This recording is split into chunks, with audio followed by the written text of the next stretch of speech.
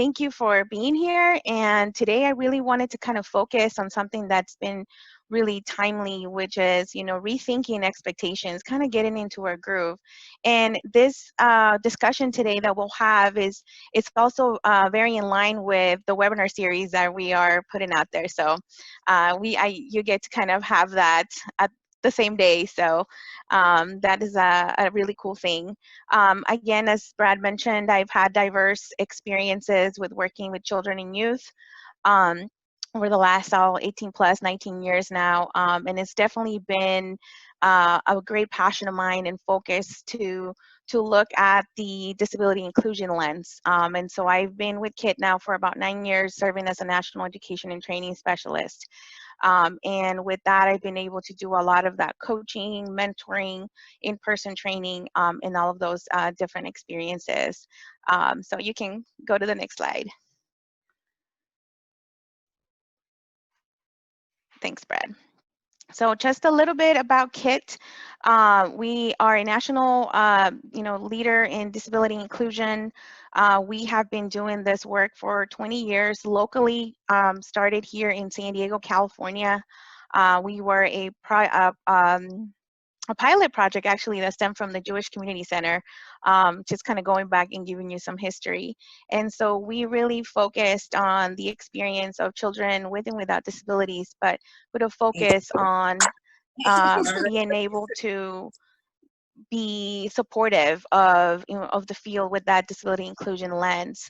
We've worked, we have trained over 90,000 people. We have a virtual platform which is, and also we're piloting a new online virtual experience with the Learn Upon store. So you're welcome to kind of browse through there and, see what resources we have available. We are working really hard to give the learners the best virtual experience and also exploring things that could be very helpful in terms of the different roles that you may have in creating a path of learning for you. So that's some of the new cool exciting things about this new Learn Upon platform that we are kind of piloting at this moment with several organizations and individuals as well.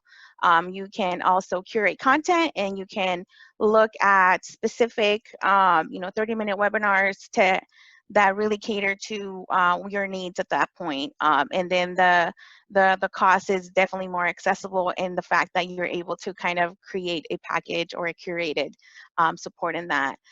So we do have national partnerships with the NAA and the Boys and Girls Club of America, but really my department or our branch from KIT specializes in really giving the support to communities and out-of-school time programs, and of course, connecting and working with state networks. So there's kit.org if you want to check us out, and that is also online for the new Learn Upon store. So we can go to the next slide.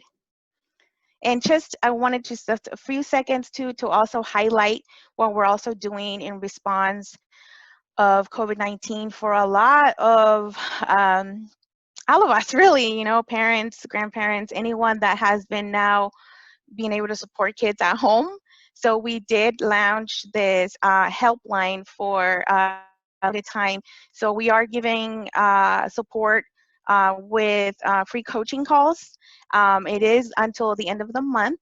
So you have the information there. And then also Brad has been able to share this with you all. So please share this widely with anyone that you think would benefit from this. And, we are there to really support in response to our challenging, uncertain times at this point that we're all surviving, right? We're all getting through it.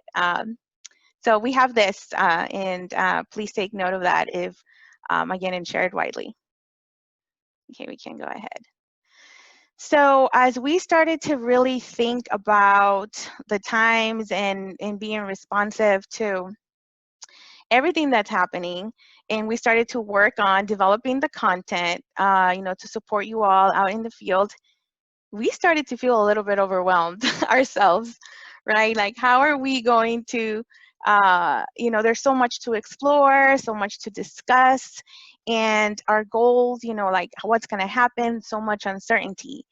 And so we know that, you know, going back to our, what we want to call our new normal, or, you know, the new way of doing things is going to be a process, and it's going to take some time. But we really wanted to focus on the ability to ensure that all of the participants, the youth that you're going to be working with, and the staff feel emotionally and physically safe, and, you know, emotionally safe. So looking at those pieces, we wanted to just say, okay, what two things can we focus on?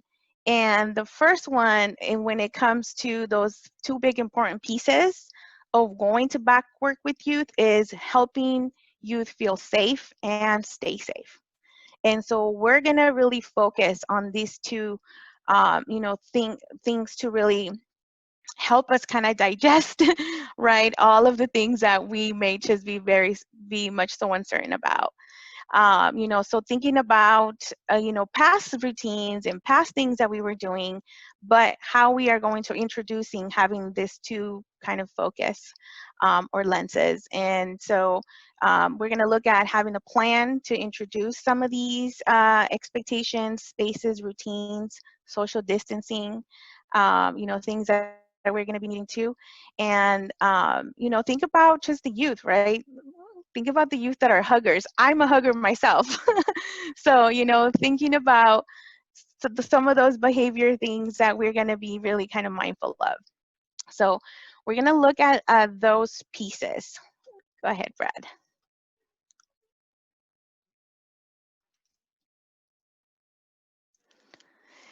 So we have had several discussions, several meetings with many of you, you know, during this whole time. And we really try to look at the things of, you know, trying to figure out what that new normal is going to look like.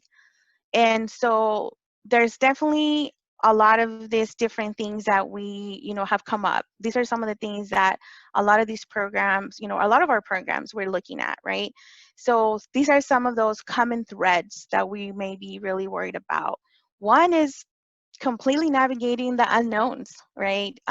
Some of us still have, you know, even though we're gonna get ready to open, or, you know, have some of those reentry processes, there's still things that are not completely hashed out quite yet, right? So we're still kind of on standby.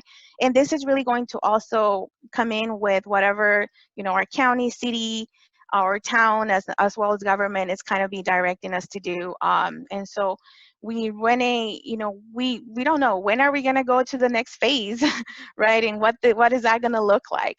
And so, you know, what does it mean right now for summer programs, right? Or for school in the fall? So all of these different things have definitely, you know, come up. And we are definitely worried about, you know, our continued kind of struggle with high staff turnover, some equity challenges that we want to be able to have in mind, global trauma, right? Recognizing that this has been a global traumatic event. And so for many children, a lot of the adverse, you know, child experiences have or may be present, even more so. And so looking at the approach, right, our practices, if we have not done so already. So, you know, looking also at, you know, some youth perhaps not wanting to return to that group setting. I know my colleague was mentioning in one of our calls that her daughter was like, "Oh no, mommy, I'm fine. I don't want to go back to school." You know, there's like a new routine, right? Some new things that have happened. And so, you know, and then also the other piece would be translating those requirements, or, you know, what this new, you know, practices realistically, you know, how are they going to work for our programs? You know, what does physical distancing look like in the gym, during snack?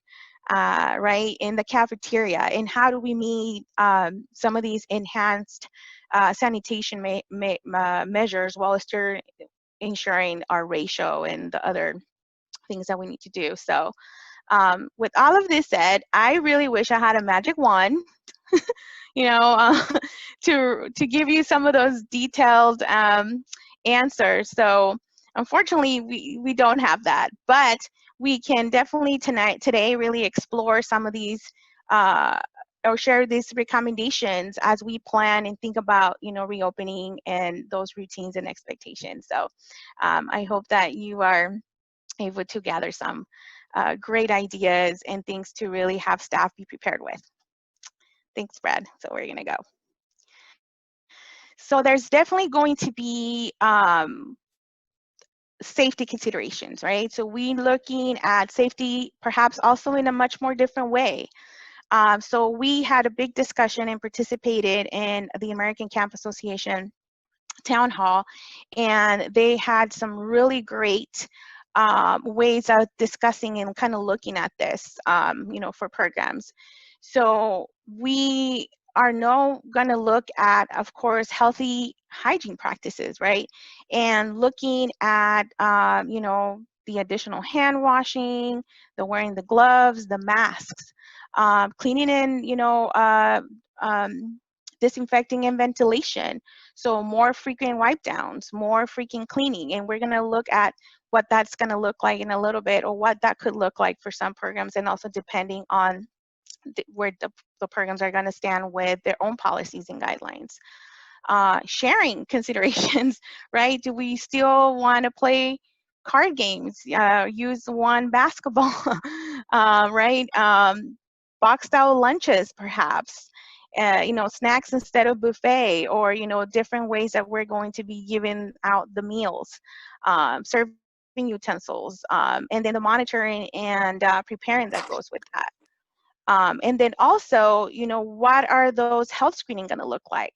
And if you do have, and as we move forward, some of these, things that you've been talking about, feel free to kind of share where you are in that process, or what can be, or if some of these things have been discussed.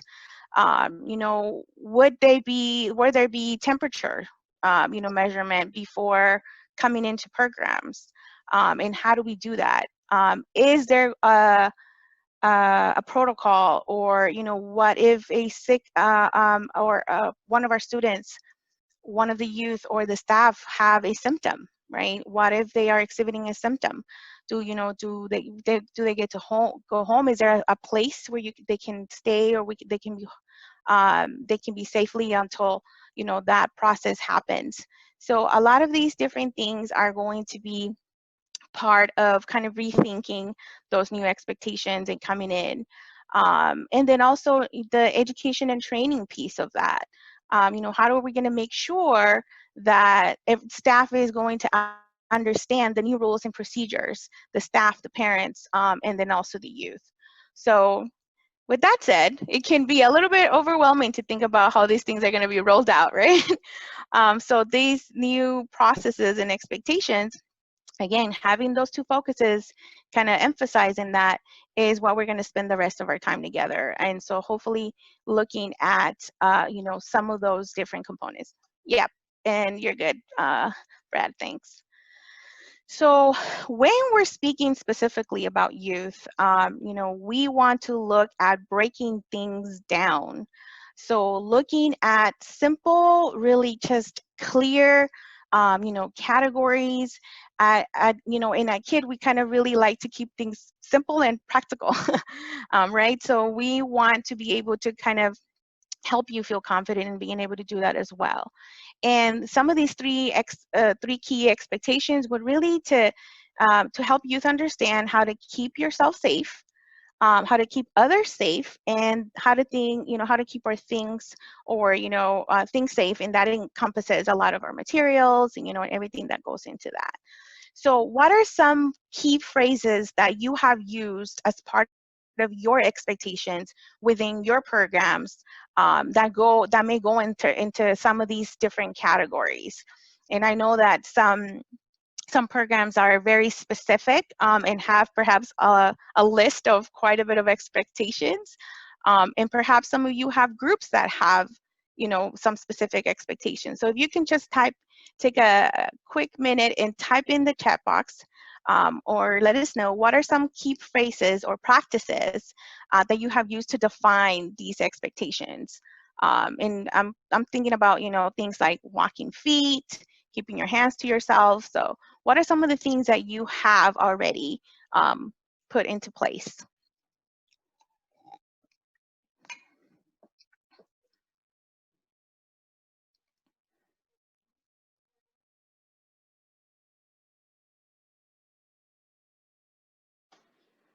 And I'm not sure if those are acronyms for something.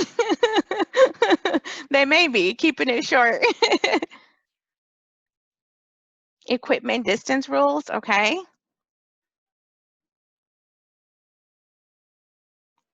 Okay, be safe, be kind.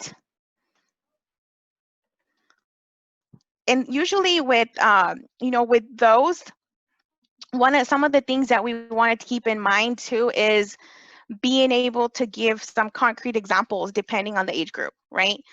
So be safe and be kind may be abstract a little bit, perhaps with our school agers. So they may really need some support into what it is to be safe and what it is to be kind. Is sharing, is holding the door. So giving them a lot of those specifics, but definitely having some of those, under that, right? So keep others safe, be kind, be safe. And yep, awesome. So Denise saying that she's able to model those, and that's really definitely a big key piece of it.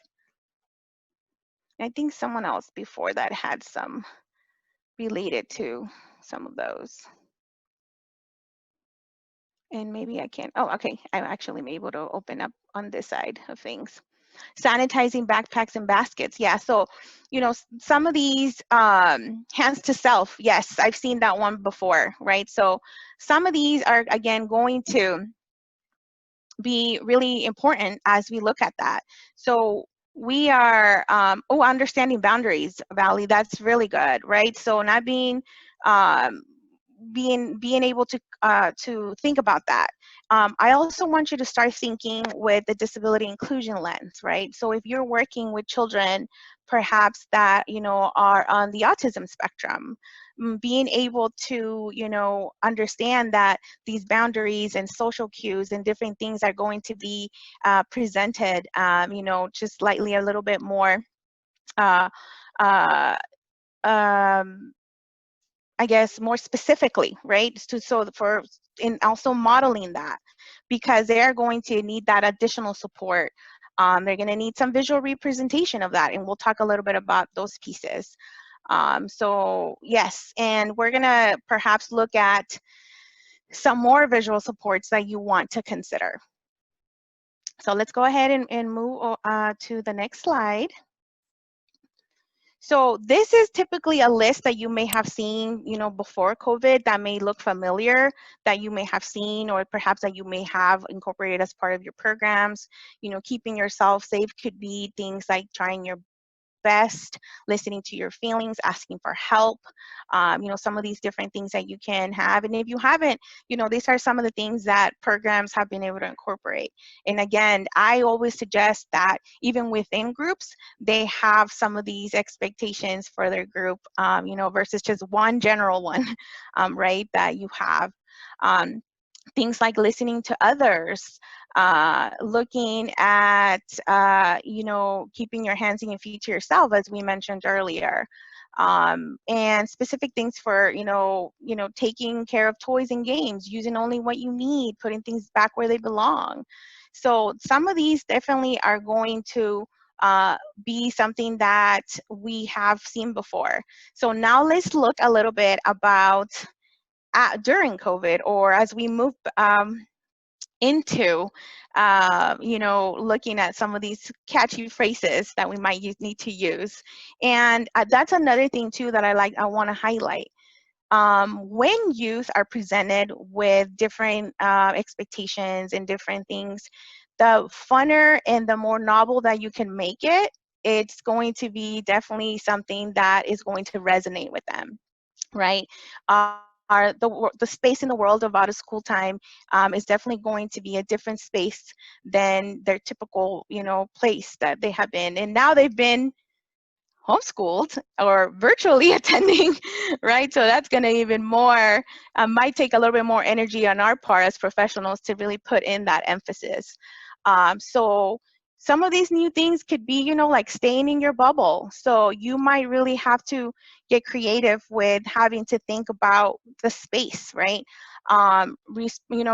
Respecting the bubble of others, perhaps also modeling arm's length and what that looks like. X marks my spot. And this, if you have not, and I think in my previous presentation, I highlighted a lot the fact that visual supports are a best practice. They're definitely going to be the best practice as we go back. So having those visual representations, you know, X marks the spots, this is where I stand, this is where we sit, this is how we maintain sort of that space. Looking at keeping others safe, things like air fives, right? We might not be able to do that whole connection piece because of social distancing, but we can definitely do air fives, and something that is similar to that, you know, coming and helping the youth be creative to helping you figure some of those out. You know, keeping your hands and feet to yourself, and, you know, modeling that as well. Respecting your space bubble. And for the younger youth, you know, you might have to physically put, you know, again, having them model what that is and mark it, or, you know, use a hula hoop, use color tape to be able to kind of have them visually look at that using cones, so all of these different things. And then to keep our things safe, we put one up because I want you to start thinking about what, you know, are some of the ideas that you can think to keep your things safe. And one of the first things is snack, right? Because that's going to be a really crucial part, and perhaps one where we may have to rethink, you know, how this is going to work. So a yuck bin or feed Bernie, the bin, right? So thinking about, depending on the age group that you're going to be working with, what are some of the things that you can do to keep your things safe? So if there's any ideas, you know, just kind of think about right now, what are some phrases or some expectations that we can you know, use for keeping our things safe. So if you have any of those, type in the chat box. And, you know, again, this area is probably going to be one that's we're gonna need a lot of that exploratory, you know, session and different ones. 2 feet, 1 square, give space. Okay. Definitely, you feel that they have there in the section, find your square. Okay, definitely. And, you know, also keeping, and we'll talk a little bit more about sanitation, but, you know, some of these things are, you know, definitely things that is, if you look at it, how much easier and bite size does it look like versus having to think of like, oh my gosh, you know, how is that going to work? So hopefully you're starting to really look at fingertips apart. Okay, awesome. Yes. So, and even again, you know, looking at how you're going to use the materials that you have to be able to have those representations in a more visual capacity for the youth.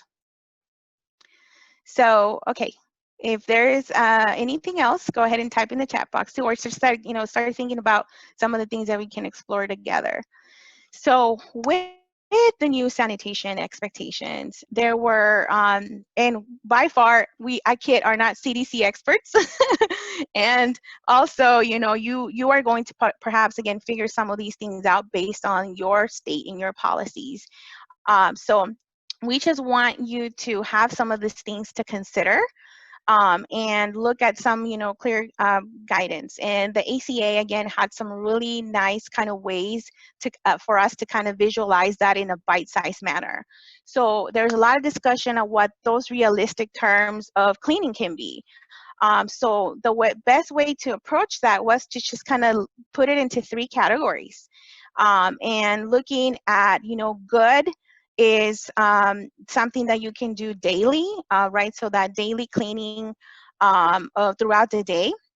Then frequent or better is that frequent cleaning. So, you know, looking at frequent cleaning throughout the day, or perhaps, you know, versus the end of the day. And one of the best, you know, ways that, you know, that can be looked at is cleaning after each use.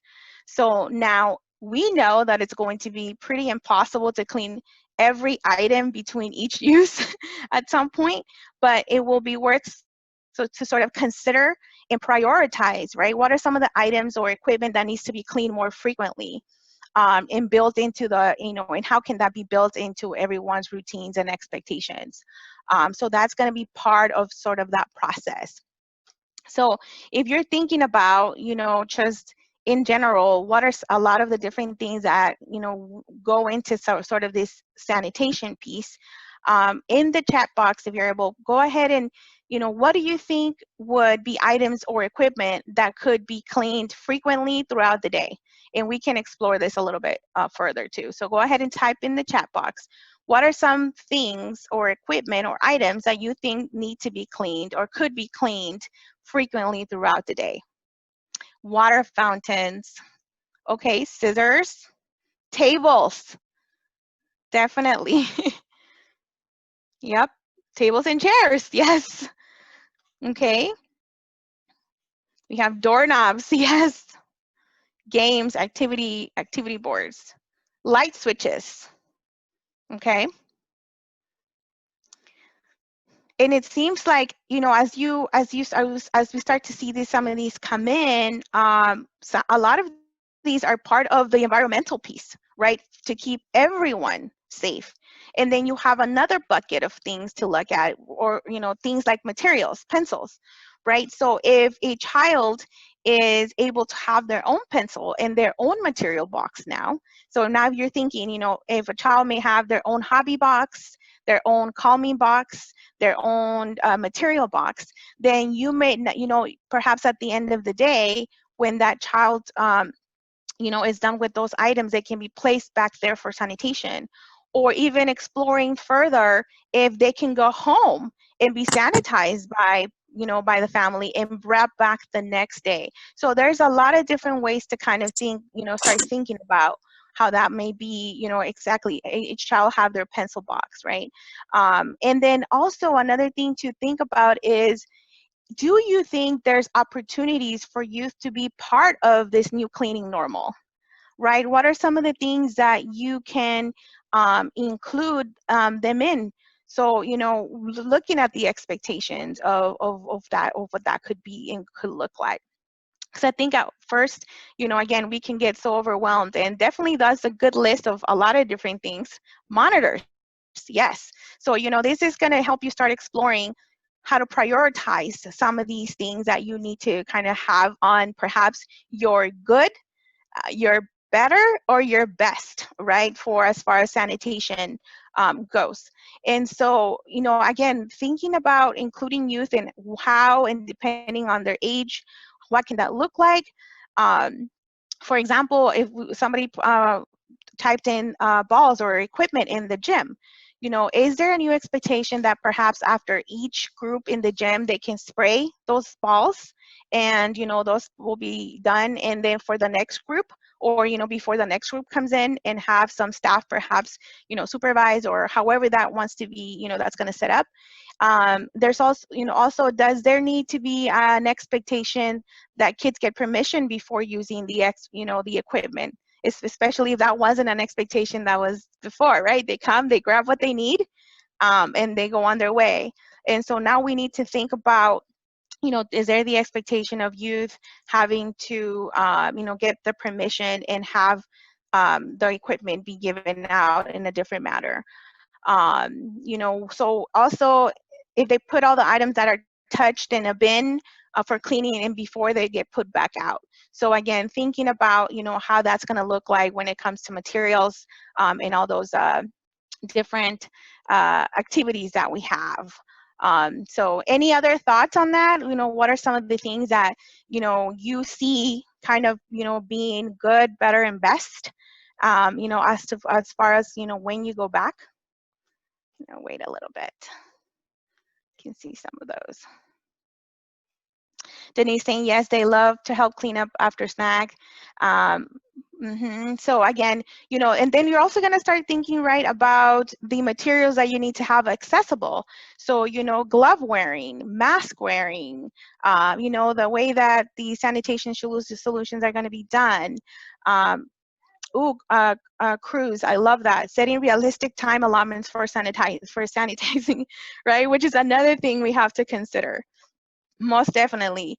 And looking at, how, again, how staff is going to be able to supervise that, and also built it in the routine, right? So we may have now, we may have to think about, for example, what's going to happen while this is being done, and how we're going to, play with the ratios with that.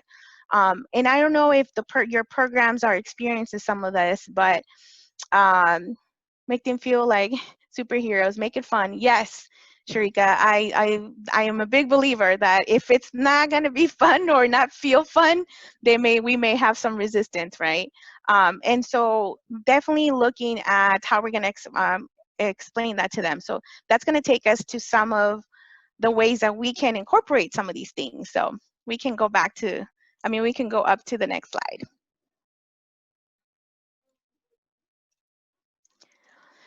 So in general, we really want to be realistic, right, about that introduction or reintroducing some of these new expectations and routines, and then also teaching the new ones. So we can definitely take some steps. And this has been proven to work. In many different settings, evidence-based, I guess you would say. A lot of the things that we do can be, done done in different settings. So these are some of the concepts that I want to share with you that help for kids to stick with it, and then perhaps become a habit at some point. I want to preface this with also the fact that we are going to need to be very patient with it, right? We are going to have to truly empathize with ourselves and in the youth. So the first one we put up there, as I kind of mentioned earlier, is to have those visual supports and or a prompting phrase ready.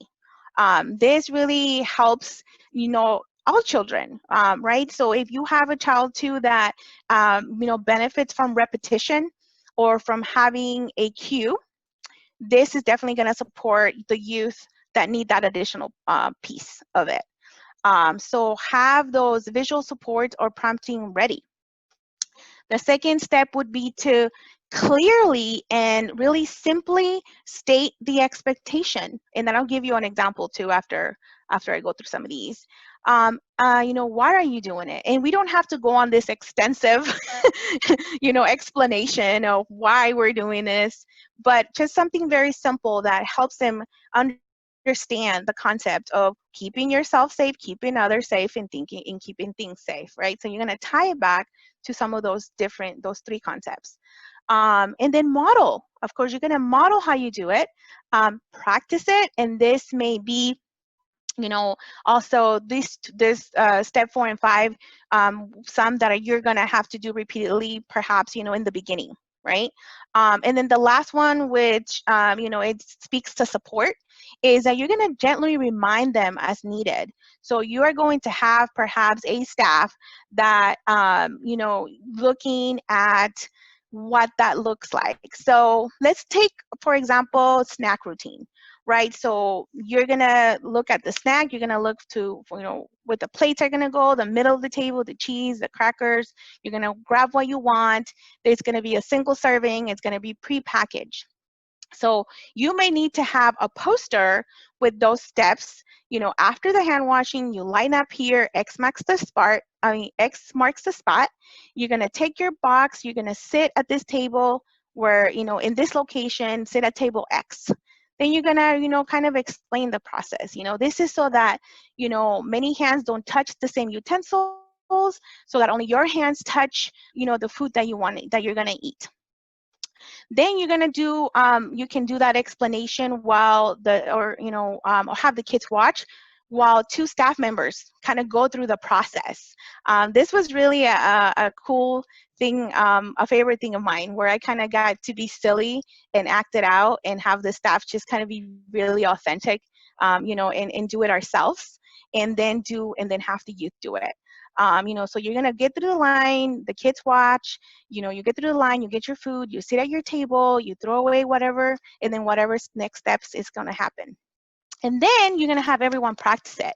So you're going to have it, you're going to have them practice it with the prompts and that extra guidance of the staff centrally located around that area, and gently reminding them, for the first few times that, this is your bubble. Remember, you have to, stand here, and X marks the spot.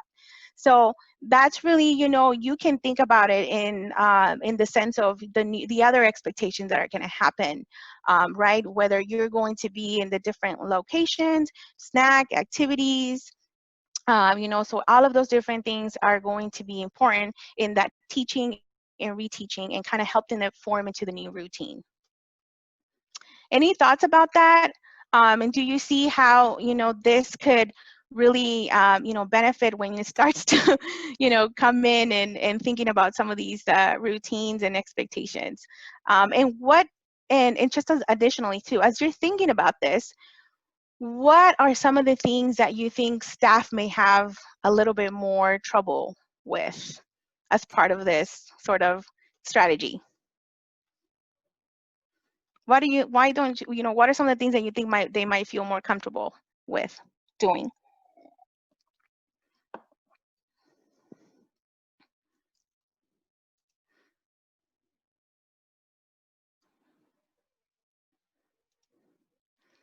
I'm sure if I can see that. Sometimes what I found is that they forget to practice. They think that if you do it, we already did it a couple times, they forget to practice, and they forget, those gentle reminders. And so, I mean, the first two perhaps are, the first one, we can have that ready, right? We're going to prepare our environment, we can prepare those visuals. And so, just think about the staff.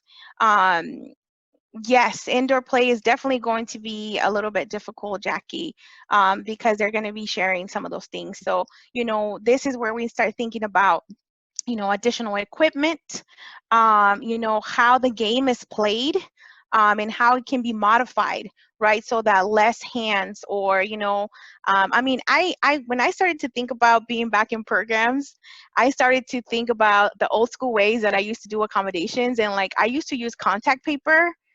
There was one of my kiddos that, he had some sensory things. And so I remember I covered a basketball in contact paper one time because, so just kind of think about, thinking outside of the box of, what are some of the things that we can do as far as, doing some of these things. Yes, Denise, I agree. So repetition, and that's what I was coming with, practice it, right? Practice it and gently remind as needed. So staff might, kind of be, actually, they might need those gentle reminders as needed, right? So we're going to be looking at going through this kind of process with the staff as well. Awesome. Thank you. Be patient. Yes, Cruz. We are going to need to be very patient. So let's go to the next slide. And another question that's also come up, and something that we want to discuss, is how are we going to support specifically some of our youth with disabilities, right? Looking at other additional needs that may come up during this time, especially when it does come to the physical distancing, or when that may be really, hard, it may not be possible. So in many ways, looking at this process is exactly the same. You want to take this and look at it as a case by case. Right? We don't want to kind of alarm ourselves and think like, oh my goodness, I don't know if, we're going to be, how that's going to play out. Looking at things from a case-by-case approach. So you have this, I have sent this this resource that can be of assistance to you, to Brad, to share for all of you. But this hustle has been such an amazing resource that professionals have been using. You know, you're gonna work, of course, you know, with the families to determine perhaps what are some of those accommodations that they need to think in because of what has changed, or things that may need to be changed. You know, so well, those masks and gloves need to be worn. You know, if physical distance is not able to be maintained, is it enough? You know, you may need to seek additional guidance through think through some specific accommodations and determine whether they're going to be reasonable. So you may have to have some of those conversations with families as well, and then you can develop that plan just like you would any other time, right? So then you can communicate that with the family, the youth themselves, and yes. So these are some of the things that came up because, as an example, let's say you're working with a youth who is deaf, right? So if they're not able to, you know, and they actually are using a lot of the lip reading. This also came up when we're working with kids and youth on the spectrum, right, where they really depend on some of those cues for you, those special things. And I'm actually working with our team right now to model some of this using our math with my daughter. So we're developing some micro learning videos, and I'm actually working through the script and kind of prepping my 5-year-old to see how that goes with helping her, you know, kind of showcase what that's going to look like, singing songs, teaching expectations, you know, all of these different things. So, you know, if staff that are wearing masks, you know, if that's not going to be possible, you may need to do a little, perhaps research, talk to the family, seek advice, you know, from us or other resources. And you may discover that there are those face masks that have that clear, you know, the clear window. And so, you know, then you might develop a plan that is going to include perhaps purchasing or making some of these masks, right? I know that now they've gotten actually pretty trendy. There's a lot of really folks walking out with these really fancy, cool masks, right? And what that's going to look like. So coming, you know, how are they going to be distributed? You know, is all the staff going to be able to have one and one? So looking at you know, all of these different pieces can definitely be you know, ways to look at those case by case accommodations, and you know, communicate those again with family, youth, and staff. So hopefully that resource can really come in handy for you as well. And any thoughts about this? What have any of you had, you know, had this conversations of what that might look like specifically for children with disabilities, kind of looking at it from the disability lens? So we have some time to kind of really explore this a little bit further. And if you have seen this resource before, you know that within KID we really start from that strengths-based perspective. Right, so looking at, you know, what are some of these interests, the areas of support. So if you do have a child that needs to be able to have this visual cues, you know, how can that play out? And I'm going to open some of these. Yes, and thank you, Brad, because Brad's going to make sure that you have that resource too. So any thoughts about, you know, how are you going to look at these respectful accommodations? Have they come up, you know, as you started to plan some of this reentry, and you started to think about some of the kiddos?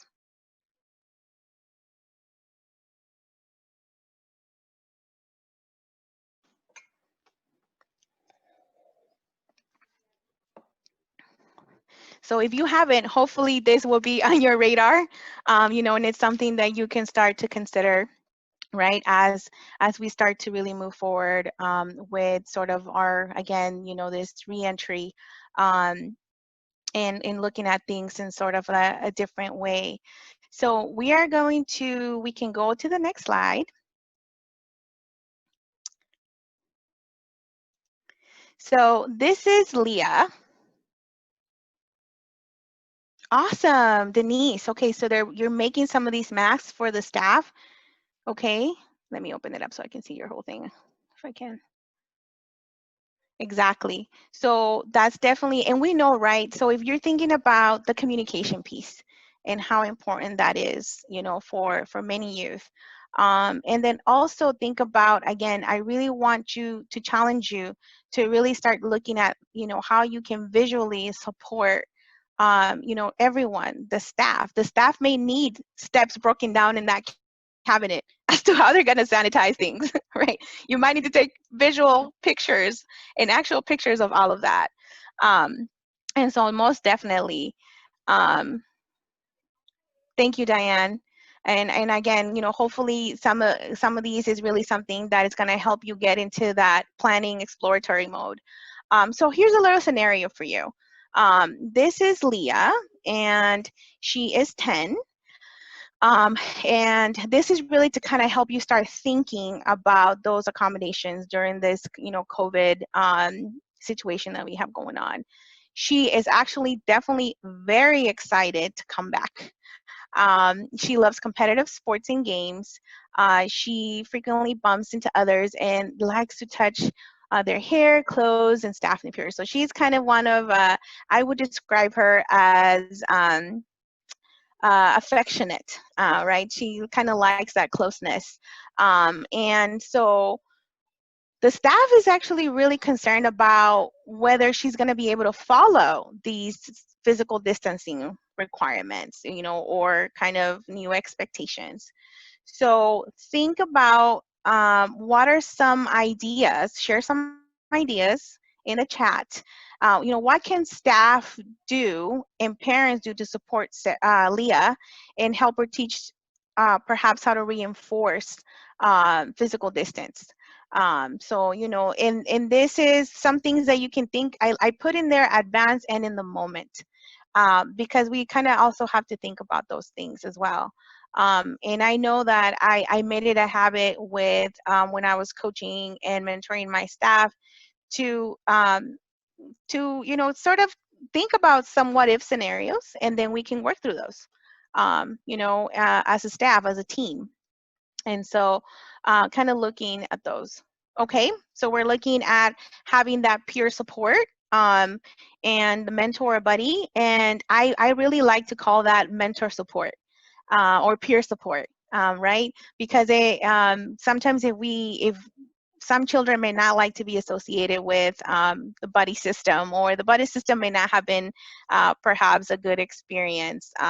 So kind of look at that peer support. How can we help each other, right? And then frame it as that. So that's a good thought. Okay, let me open it up back again. Ooh, make it a game for her to not touch anyone. Okay. And that's definitely a great start, right, Brad? So we are going to, again, make it fun, make it novel, right? And it's going to sort of set the expectation. And from there, from that, if once it starts to fade out and perhaps not work, because we know that some of these things that we try to do work for like maybe a day, or, you know, they work just for a few moments or a few days, and then they start to fade away, and then we have to come up with the next thing. Right? So again, then we perhaps have set the ground for her to teach that sort of impulse that she may have about, you know, around kind of touching and things like that, or being affectionate, which is nothing wrong. It's just, you know, something new that we have to work with them through. And it's hard. And, you know, and this is also where that personal sort of authenticity can come, you know, saying your own experience. Like I used to tell you know, my students, like, I know that's really hard because it's really hard for me too.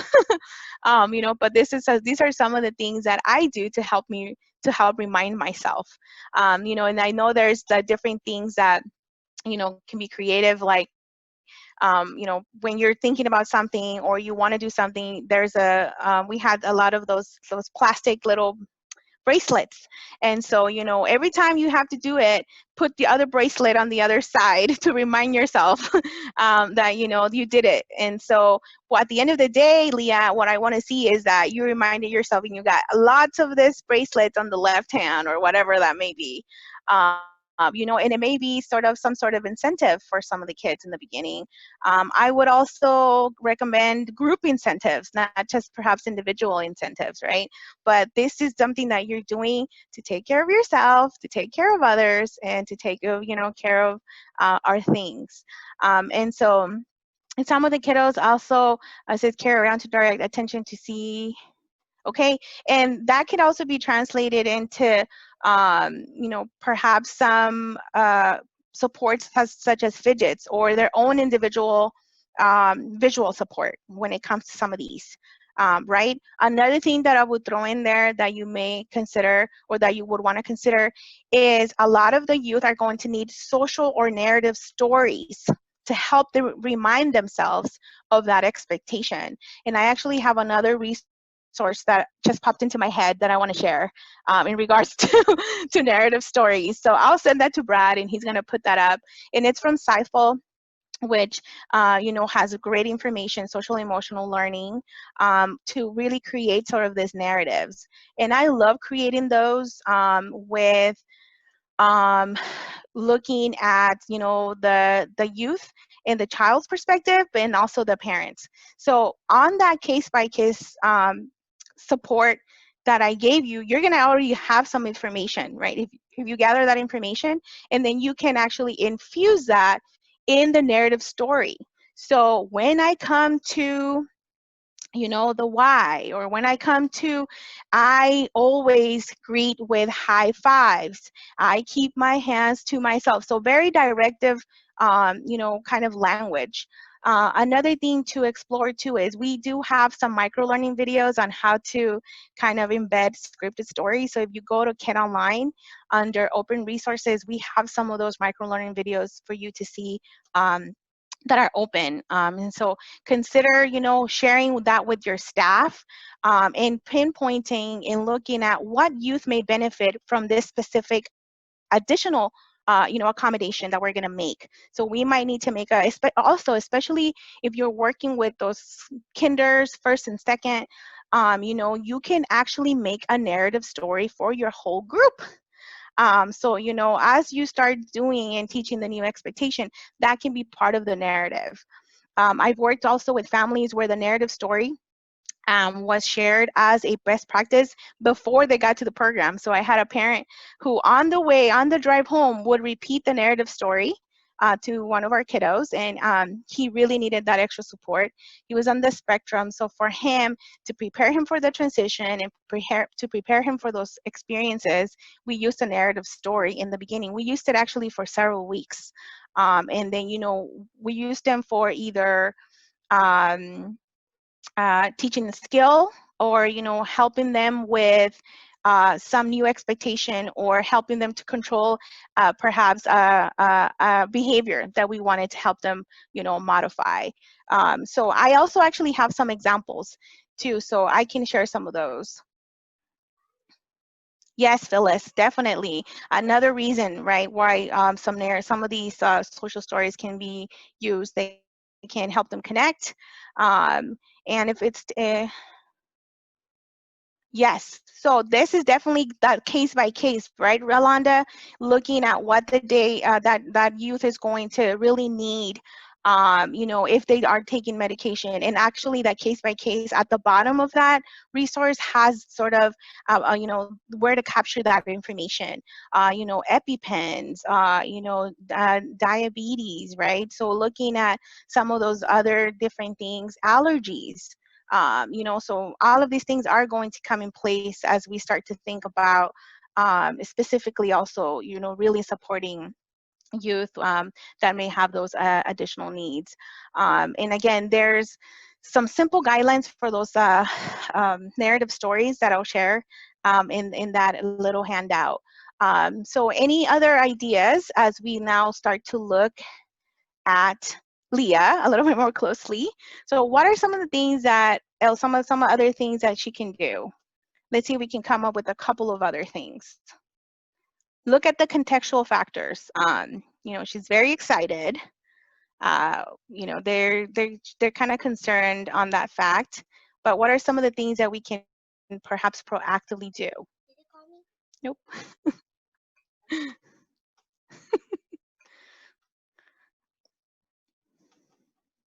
You know, make sure I open some of that chat.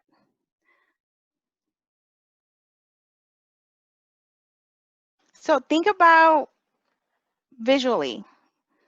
Think about those again, you know, individually. What are some of the things? Okay. A leadership role, perhaps where she gets to remind others why it's important to keep their hands to themselves, right? So we want to be kind of really intentional, right? We might be very intentional about what that's going to look like. And again, you know, you may have this some of these, and I think that when it comes to some of that, you know, we also want to embed, you know, what are some of the things and best practices that we have been doing. So what are some of the things that we want to keep doing, perhaps things that we don't want to you know, that we need to stop doing, and what are some new things that you want to try. You know, so looking at some of those pieces as well. What are some of the things that have worked well already in the past, like giving leadership roles, you know, like being able to have children be independent. We do want to also continue to build that independence, and really including the youth voice, right, in all of this, because they're going to be part of that new environment. They're going to be part of shaping what that, you know, what that's going to look like in the new, our new normal, if you could call it that, right, and reimagining what we're going to be doing. So definitely. And making a bubble with your hands as a leader so as not to have to call her name or say, or okay, yes. So that's also very, very important. You just made me think of something that I had slipped and had slipped. You brought it back. You brought it back, Mary. The things that too that we want to look at is, you know, being able to have different cues or a signal that you are going to come up with her, you know, to really remind her. I've used this with many youth before, and that's specifically right, because you may have, you're going to have children, we already know that, right? We're going to have children that are going to be struggling, that the transition piece is going to be hard for them to adapt.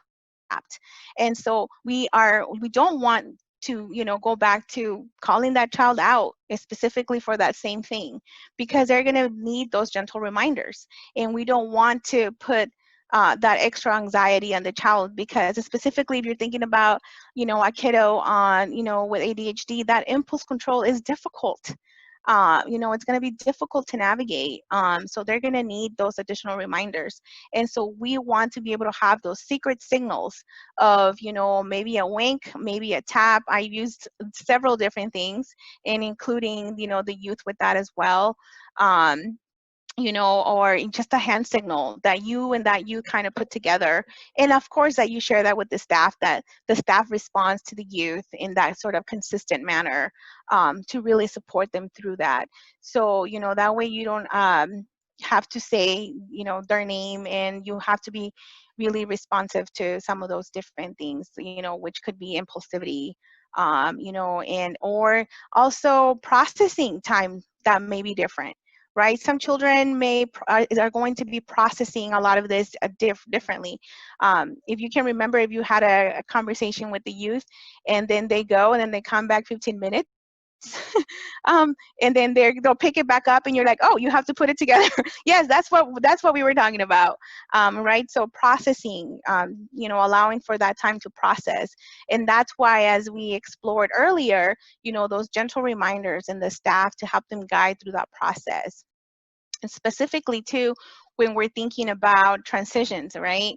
And this is actually the time where we have to get extra creative. So we also have actually we have another tip sheet on easy in transition. So Brad, make a note. before I forget, to make sure that that is also available to you. Definitely, how to incorporate some of those. And, specifically when it comes to transition, is kind of, really prioritizing, like, what transition can we eliminate, or what transition do we need to add, and what are we going to do to keep the minds and bodies busy, right, and engaged and present through this transition process. Awesome. Okay, so let's go to the next slide, and then we'll wrap up a little bit, and then we'll have some time for some Q&A. So as part of this new expectations, we want to also explore a little bit today on, how this is going to relate to other people coming in and into our programs, right? Because these are some of the things too that we have to consider as we go back. So coming in contact with our staff, our spaces, the youth, the participants. So, ideally, because of, we know the we know how important that's going to be. We want to create a strong bubble, as you could say, safe space within our programs as much as possible. And so this is really going to be up to your programs, up to you to decide what that's going to be realistic really for your setting. But really the goal is going to be to really limit the proximity or duration of contact between people. So think about, where, and think about when you can decrease this contact. I know that coming and to the new setting and the new school system with my daughter, it's always been where they bring her curbside. She's escorted by a staff, usually the same staff, or two of the same staff, and they bring her to our car. And in the morning when we meet at the door, and this is pre-COVID, so they already had some of this, limits in sort of for also safety purposes, right, into her college, or a learning academy. And so we're going to look at the drop-off and pickup situation, right? So you may need to revise those procedures, looking at, instead of perhaps having the entire family come in to do a pickup, you may want to limit to one adult and or a handoff at the door. So depending how that's going to again look like that. Also, looking at if a staff member is going to be that greeter, or if you're going to have a designated person to be the greeter and open the door and escort the child inside. They're going to use perhaps hand sanitizer, then return, and then return outside for the next child. So all of these different processes are some things that you're going to be thinking about. And if you haven't, hopefully your mind is kind of thinking about like, oh my gosh, this is something that perhaps we didn't think about, and we can incorporate.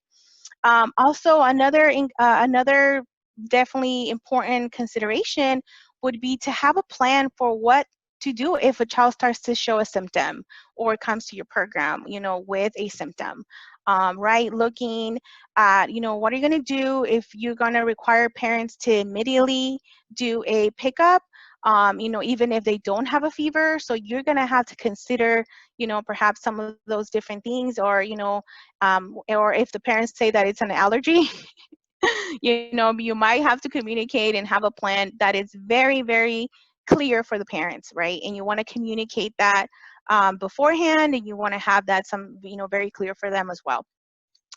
Do you have a separation location for the child to wait to limit that exposure? So as you look at your environment in your program, is there a location that you are going to have where you can limit that exposure from the youth that may exhibit, or a staff that may exhibit a symptom?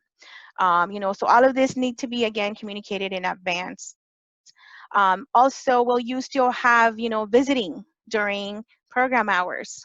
So that may need to be something that, you are going to look at, will you still be able to have special guests? And if you do, how are you going to communicate the protocols to them? So internally within KIT, because a lot of our work is in person, right? Going out to do presentations, going out to do training. So we have developed an internal procedure that we have to share with our clients and that we have to agree on for the safety of us and for their safety. But, it's going to vary also because we work nationally and internationally. So it's also going to be that give and take of what they have in place. But always with the goal, right, of safety for everyone. So we're looking also internally as trainers, what items we need to purchase and have available as we start to travel and open up and go into programs and have this expectation as part of the expectations that are talked about during the the contract phase of things as we move forward. So we've already had to take those steps ourselves to be able to do the work that we do. Will you communicate, how are you going to communicate that to your guests if you are going to have that be part of the program or not? And then also health screening, right? Hand washing, specific location. So all of these different things are definitely going to have to be communicated and be very, specific, to sharing that information with everyone. So what are some of the things too that come to mind when it comes to this? Has there been discussions about some of these things? And how do you see, these new expectations be shared with parents? Like what are some of the processes that you think need to happen so that this information gets shared in a way that is, going to be one well received and also be part of those sort of new protocols that you have. So if you can share any thoughts that you have about that in the chat, that would be awesome.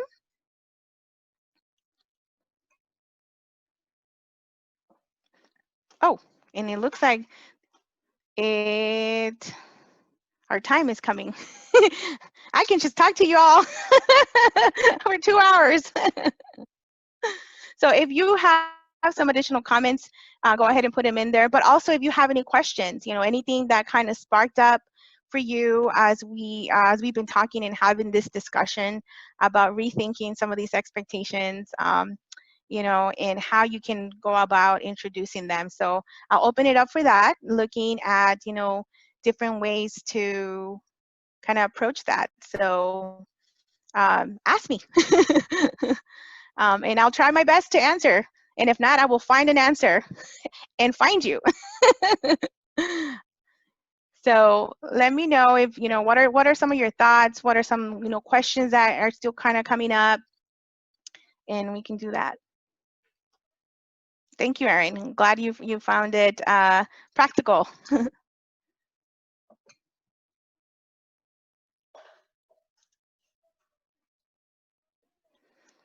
And again, be on the lookout for those additional resources that Brad is going to be sharing with you all. And I made myself a note so that I make sure that you have that. And if you have a chance, again, go ahead and check us out. We are also going to be doing a Facebook Live on the 24th, and we are going to be talking about what's going on with, really talking to youth about, equity and Black Lives Matters. And we are going to be sharing some personal experience. I'm going to be part of the panel as to, how that has played out in our life as, we go through the life. We go through, experiencing some of these, very complex experiences with others. And so if you are interested in that in youth, you're thinking about how are you going to make that space safe for youth to be able to communicate that, especially youth of color. Think about, if you're thinking about some of those, go ahead and check us out on the 24th. Okay, awesome, Mark. Great. Thanks, Cruz. And I want to leave you with one of our, and we used some of his quotes a lot. We love Mr. Rogers. And so this is definitely the times, right? We live in a world in which we need to share responsibility. And right now we're living in that world very presently and very raw, right? So we want to be able to help. And it's easy to say, it's not my responsibility, not my community, not my world, not my problem. And then there are those who see the need and respond. And so I want to thank you all for being brave, being brave to really, go back to programs and have, this experiences for youth be very focused on the support to keeping them safe and keeping others safe. And, not just physically, but definitely emotionally. And so, look, we thank you for that. If you have any additional questions, we do have a general information email where you can do is at communitieskid.org, but you can also contact myself or my partner in crime, Catherine King, Kit Kat or Cat Kit, and she is our director of partnerships. And so if you are interested in, doing some more in-depth training, we are offering some virtual training, different experiences. We are running learning communities. We also have the ability to or we're in the process of trying to figure out how our in-person can work virtually. So we have a very limited amount of those, but we definitely can do that. And then also, again, check out our Learn Upon store, our new platform of e-learning and virtual learning. So thank you so much.